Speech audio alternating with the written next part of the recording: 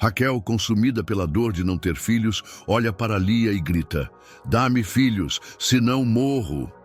A partir desse grito, se desenrola uma batalha silenciosa entre irmãs, onde ciúmes, estratégias e fé se entrelaçam. Mas no meio do caos, Deus decide agir, e tudo muda para sempre. No coração de uma família marcada por promessas divinas, nasce uma tensão silenciosa entre duas irmãs que compartilham o mesmo marido. Lia, a desprezada, encontra consolo nos filhos que gera. Raquel, a amada, sofre em silêncio por um ventre que permanece fechado. O lar de Jacó, ao invés de ser um refúgio de amor, se torna um campo de batalha disfarçado por sorrisos contidos e olhares carregados de inveja e frustração. Cada nascimento é celebrado com alívio e, ao mesmo tempo, com amargura. As mulheres não lutam apenas por filhos, mas por valor, afeto e a certeza de que Deus ainda as vê. Para se manterem na disputa, entregam suas servas a Jacó, transformando a maternidade em uma corrida por aceitação. Até mesmo as mandrágoras do campo ganham um papel estratégico nessa disputa sem tréguas.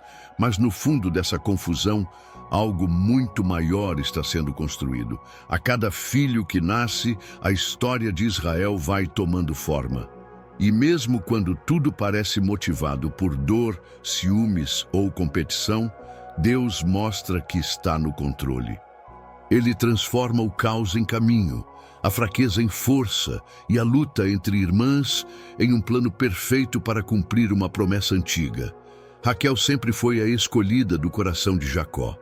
Desde o primeiro encontro junto ao poço, seu rosto encantador e sua presença doce fizeram com que Jacó se apaixonasse profundamente. Ele trabalhou 7 anos por ela, como se fossem poucos dias, tamanha era sua paixão.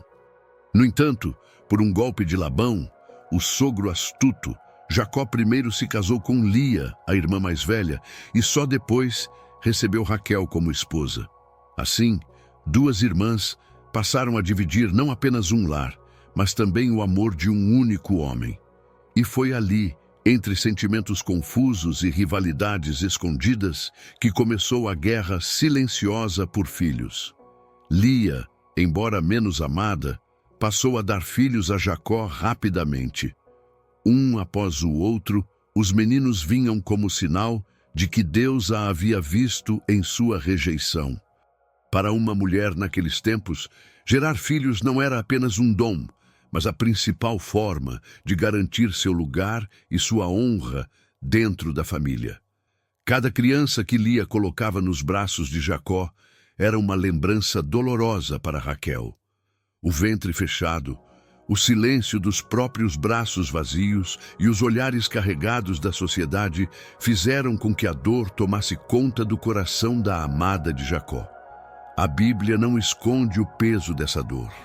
Em um momento de desespero absoluto, Raquel confronta Jacó e clama: "Dá-me filhos, senão morro." Não era uma ameaça literal, mas um grito de uma mulher consumida pela vergonha, pela comparação constante e pelo sentimento de inutilidade. Ela não queria apenas filhos, ela queria valor, lugar e, acima de tudo, prova de que Deus ainda a amava. Jacó, por sua vez, se irrita com o pedido de Raquel. Talvez por sentir-se impotente, talvez por enxergar a injustiça em sua acusação. Ele responde com firmeza: "Acaso estou eu, no lugar de Deus, que te impediu de dar à luz?" A resposta, embora dura, revela algo profundo. Até Jacó entendia que o dom da vida não estava em suas mãos. A esterilidade de Raquel não era um castigo humano, mas um mistério divino ainda sem resposta. A inveja de Raquel por Lia não era apenas pelo número de filhos, era pela sensação de estar ficando para trás em todos os aspectos. Enquanto a irmã, menos amada, parecia conquistar respeito e espaço na casa, Raquel permanecia admirada, mas vazia. E esse tipo de dor, silenciosa e contínua, consome qualquer coração. Ela via os filhos de Lia correndo pelo campo, sendo chamados por Jacó, recebendo bênçãos e olhares orgulhosos. E ela, que esperava tanto daquele amor, via-se como uma espectadora da própria vida. A dor de Raquel representa a dor de muitos que olham ao redor e se sentem deixados para trás. Aqueles que, mesmo sendo amados, sentem que falta algo essencial. A comparação constante, o medo de não ser suficiente e o desejo de mostrar ao mundo que também podem gerar frutos. Raquel queria mais do que um filho. Ela queria ser lembrada, reconhecida, amada por completo. Esse clamor marca um ponto de virada. Ainda que o milagre não aconteça de imediato, o coração de Raquel começa a se mover. E mesmo sem saber, Deus já estava escrevendo uma resposta. Uma resposta que viria no tempo certo, no modo certo, com um nome que carregaria salvação. Mas por agora, tudo o que vemos é uma mulher de joelhos, entre lágrimas, com a alma aberta diante do céu. Depois do grito de Raquel, a dor não deu trégua. O silêncio de seu ventre permanecia, e com ele crescia a ansiedade de provar que também podia dar filhos a Jacó. Mas ao invés de esperar o tempo de Deus, ela decide agir por conta própria. Na cultura da época, era comum que mulheres estéreis entregassem suas servas como substitutas para gerar filhos em seu nome. Raquel, tomada pela urgência de competir com Lia, oferece sua serva Bila a Jacó, como quem diz: se eu não posso, ela poderá por mim. Bila engravida e dá à luz um menino. Raquel o chama de Dan, que significa Deus julgou. Em sua mente, aquele filho era um sinal de que Deus a havia escutado e lhe feito justiça. Mas um só filho não era o suficiente. Bila logo tem outro filho, e Raquel o chama de Naftali, dizendo: com grandes lutas tenho competido com minha irmã e venci. As palavras de Raquel revelam o que se passava em seu coração. Aquilo não era sobre maternidade, era uma guerra, uma disputa silenciosa, alimentada pela comparação e pela necessidade de se sentir igual, ou melhor. Lia, que antes parecia segura por já ter vários filhos, se vê ameaçada pela nova estratégia da irmã. E como resposta, também entrega sua serva Zilpa a Jacó. O ciclo de rivalidade, em vez de enfraquecer, se intensifica. Zilpa dá à luz a Gade e depois a Aser. Cada nascimento era celebrado como uma vitória tática, como se os filhos fossem troféus num jogo emocional que não tinha fim. Em vez de união, havia disputa. Em vez de gratidão, competição. O mais impressionante é que Jacó, nesse cenário, parece ser apenas um participante passivo. Ele aceita as servas, acolhe os filhos, mas pouco interfere nos conflitos que consomem suas esposas. O lar, que deveria ser um espaço de paz e bênção, se transforma em um campo minado por orgulho, insegurança e mágoas não resolvidas. E cada novo nascimento não acalma a disputa. Pelo contrário, parece alimentar ainda mais a necessidade de superação entre as duas mulheres. Bila e Zilpa, embora mencionadas de forma breve, têm um papel essencial nessa história. Elas representam vidas entregues a um propósito que não escolheram, mas que Deus usaria para formar parte das 12 tribos de Israel. Seus filhos, nascidos em meio à competição, seriam igualmente usados por Deus em seu plano. Nada escapa aos olhos divinos, nem mesmo aquilo que surge de motivações imperfeitas. No coração dessas decisões estava a busca por pertencimento. Raquel queria provar que era digna, Lia queria manter o que já tinha conquistado. E ambas usavam tudo o que podiam, inclusive outras mulheres, para vencer uma batalha que, na verdade, revelava muito mais sobre suas feridas internas do que sobre fertilidade. Era o desejo profundo de serem vistas, ouvidas e principalmente amadas. Mesmo que as escolhas tenham nascido da dor e da rivalidade, Deus não despreza os frutos dessas decisões. Cada filho gerado, seja por Lia, Raquel, Bila ou Zilpa, seria parte do povo escolhido. Do meio da confusão, Deus tirava a estrutura. Do meio da competição, Ele construía alicerces. A promessa feita a Abraão agora ganhava nomes, rostos e histórias, mesmo que marcadas por falhas humanas. Certa tarde, durante o tempo da colheita, Rúben, o filho mais velho de Lia, encontra mandrágoras no campo. As pequenas frutas, conhecidas na antiguidade por seu suposto poder afrodisíaco e fertilizante, eram vistas como símbolo de esperança para mulheres estéreis. Quando Raquel descobre que o menino trouxe mandrágoras para sua mãe, seu desejo se acende de imediato. Aquela planta podia ser o milagre que ela tanto buscava, ou ao menos uma chance de sonhar novamente com a maternidade. Raquel, tomada pela expectativa, vai até Lia e pede as mandrágoras de Rúben. A resposta de Lia, porém, carrega toda a dor acumulada ao longo dos anos. Já não te basta teres tomado o meu marido? Queres também levar as mandrágoras do meu filho? A fala revela que, embora fosse a que mais gerava filhos, Lia se sentia constantemente preterida. A rivalidade entre as irmãs não era apenas pela fertilidade, mas pelo lugar no coração de Jacó. Em uma negociação surpreendente, Raquel propõe uma troca. Ela cede a Jacó para que durma com Lia naquela noite, em troca das mandrágoras do campo. É uma cena que mistura desejo, estratégia e vulnerabilidade. A esposa amada aluga o marido por uma planta, porque acredita que aquilo pode abrir seu ventre. Lia, por sua vez, aceita o acordo. Quando Jacó chega do campo, ela o encontra e diz: "É a mim que te deitarás esta noite, pois te comprei com as mandrágoras do meu filho." A atitude de Lia parece desesperada, mas revela também sua determinação. Mesmo com tantos filhos, ela ainda anseia pelo amor de Jacó. E naquela noite, ela concebe novamente. Nasce Issacar. Depois dele, Lia ainda teria Zebulon e uma filha, Diná. Enquanto isso, Raquel, mesmo com as mandrágoras, continua sem gerar filhos. O que para ela era esperança, não produziu o fruto desejado.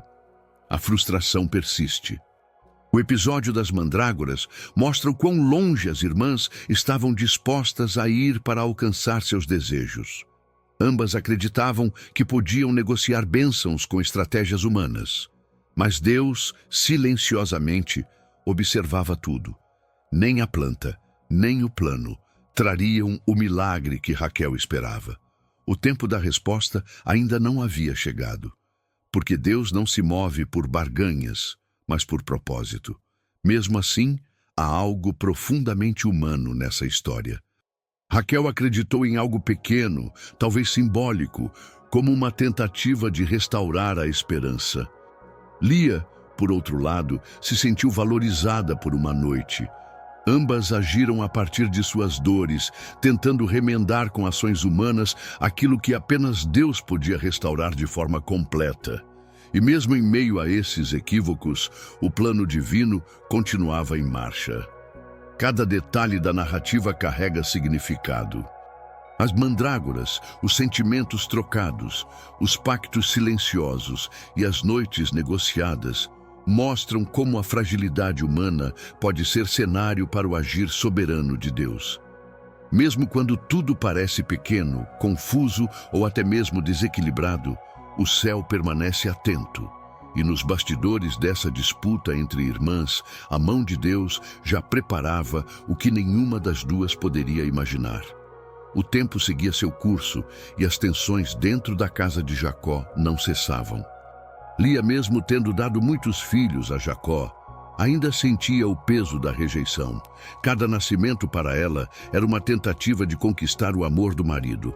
Com a chegada de mais 2 filhos e de sua filha, Diná, parecia que sua posição se fortalecia, mas a carência afetiva permanecia. Lia era fértil, mas solitária. E mesmo sendo mãe de uma pequena multidão, ainda carregava um coração carente de atenção. Raquel, por sua vez, permanecia estéril. As mandrágoras não surtiram efeito, e os filhos gerados por Bila não curavam o vazio em sua alma. Ela os criava como seus, mas sabia, no íntimo, que ainda não tinha provado da maternidade em sua plenitude. Havia um peso invisível sobre ela, uma mistura de vergonha e espera que a fazia viver entre o orgulho de ser amada por Jacó e a dor de não conseguir gerar vida. É nesse contexto que algo muda. A Bíblia diz que Deus se lembrou de Raquel. Essas palavras carregam um peso espiritual profundo. Não significam que ele a havia esquecido, mas que chegou o tempo de agir. O silêncio de Deus não era ausência, era apenas o tempo de espera até o momento exato. E quando ele decide intervir, o milagre acontece. Raquel concebe. A emoção que toma conta de Raquel é indescritível. Depois de anos observando Lia gerar filho após filho, depois de noites em claro e lágrimas escondidas, finalmente ela sente a vida pulsar dentro de si. E quando o menino nasce, ela lhe dá o nome de José, dizendo: "O Senhor me acrescentou outro filho." É um nome de esperança. Mais do que o presente, ele representa fé no futuro. Ela não vê José como um fim, mas como um sinal de que Deus ainda fará mais. José se torna, ao longo da história, uma das figuras mais marcantes do Antigo Testamento. O filho do amor, o menino da velhice de Jacó, o sonhador que seria vendido, humilhado, exaltado e, por fim, levantado como salvador de uma nação. Mas naquele momento, ele era apenas o bebê que restaurava a dignidade de sua mãe. O milagre tão aguardado, a resposta que parecia impossível. Deus ouviu Lia e depois ouviu Raquel. A ordem não foi por preferência, mas por propósito. Cada nascimento fazia parte de um plano divino, maior do que as disputas humanas. Deus não abençoou apenas por compaixão, mas porque estava moldando a história de um povo. De cada filho nasceria uma tribo, de cada tribo um pedaço da promessa. E de toda essa complexidade surgiria o povo de Israel. O clamor de Raquel foi ouvido, mas não no tempo dela. Deus esperou o momento certo para agir, quando o coração estivesse preparado, quando a história estivesse pronta para o próximo capítulo. E assim como aconteceu com Raquel, muitos de nós também precisamos aprender a confiar no tempo de Deus. O silêncio dele não é desprezo, é cuidado, é preparação para algo maior. Excelente! Agora vamos ao capítulo 5, onde a narrativa muda de foco e acompanha a virada de Jacó, de servo explorado a homem próspero, por meio de uma estratégia ousada e da bênção divina. O texto possui mais de 4.000 caracteres, mantendo o ritmo da narrativa e o envolvimento emocional. Depois de anos trabalhando para Labão, Jacó começou a sentir o peso da exploração. Havia servido fielmente, multiplicado os bens do sogro, suportado mudanças injustas de salário e lidado com o desgaste emocional de uma casa dividida entre duas esposas. Mas agora, algo dentro dele despertava. Era hora de construir algo seu, de sair da condição de servo para viver a promessa de prosperidade que Deus havia colocado sobre sua vida. Jacó, então, propõe um novo acordo a Labão. Em vez de continuar recebendo o salário, ele sugere algo inusitado: ficar com os animais salpicados, malhados e escuros entre o rebanho. À primeira vista, a proposta parecia vantajosa para Labão, já que a maioria dos animais costumava nascer com pelagem uniforme. Labão aceita de imediato, certo de que sairia ganhando. Mal sabia ele que Jacó estava prestes a aplicar uma estratégia surpreendente, com o toque sutil da intervenção divina. Jacó utiliza galhos descascados e os coloca diante dos animais nos momentos de acasalamento. A ideia, baseada em uma antiga prática de observação e estímulo visual, pode parecer estranha aos olhos modernos, mas funcionava dentro da crença e do conhecimento da época. Com isso, os rebanhos começaram a produzir crias salpicadas, malhadas e escuras, exatamente as que pertenciam a Jacó. A cada nova geração, os animais mais fortes e saudáveis nasciam conforme o acordo e iam direto para ele. O crescimento foi tão acelerado que em pouco tempo Jacó deixou de ser apenas o genro pobre e explorado. Seus rebanhos se multiplicaram, seus servos aumentaram e sua presença se tornou tão significativa que gerou inveja entre os filhos de Labão. Aquilo que parecia impossível, prosperar debaixo do domínio de um homem ganancioso, tornou-se realidade, porque Jacó não estava só. Deus estava com ele. É importante entender que, embora a técnica pareça engenhosa, a verdadeira razão por trás da prosperidade de Jacó era a bênção do Senhor. Em um dos momentos mais reveladores, o próprio Jacó declara que Deus viu a aflição dele e interveio. O favor divino é o diferencial. Não foi apenas a esperteza que o fez crescer, foi a fidelidade de Deus a uma promessa feita muito antes, ainda no ventre de Rebeca. A virada de Jacó é um exemplo poderoso de como Deus honra aqueles que permanecem fiéis, mesmo em meio à injustiça. Ele não apenas saiu com muitos bens, mas também com uma nova identidade, forjada pela experiência, pela dor e pela perseverança. Jacó aprendeu a confiar, não apenas em sua inteligência, mas principalmente na direção de Deus. E isso faria toda a diferença em sua jornada. A história mostra que Deus não se limita às circunstâncias. Ele pode abençoar mesmo quando o cenário parece desfavorável. Pode multiplicar mesmo quando os outros tentam impedir. A esperteza de Jacó, aliada à graça de Deus, transformou um pastor cansado em um patriarca próspero. E com seus rebanhos, seus filhos e sua fé, ele se preparava sem saber para os próximos capítulos do plano divino. O que começou como uma guerra entre duas irmãs, movida por dor, ciúmes e a sede de reconhecimento, tornou-se o alicerce de um povo inteiro. Cada filho gerado naquela disputa silenciosa viria a representar uma das 12 tribos de Israel. E mesmo quando as motivações eram humanas e frágeis, Deus continuava presente, costurando sua vontade por entre os fios da imperfeição. Raquel e Lia não eram inimigas, mas mulheres marcadas por desejos profundos de amor e aceitação.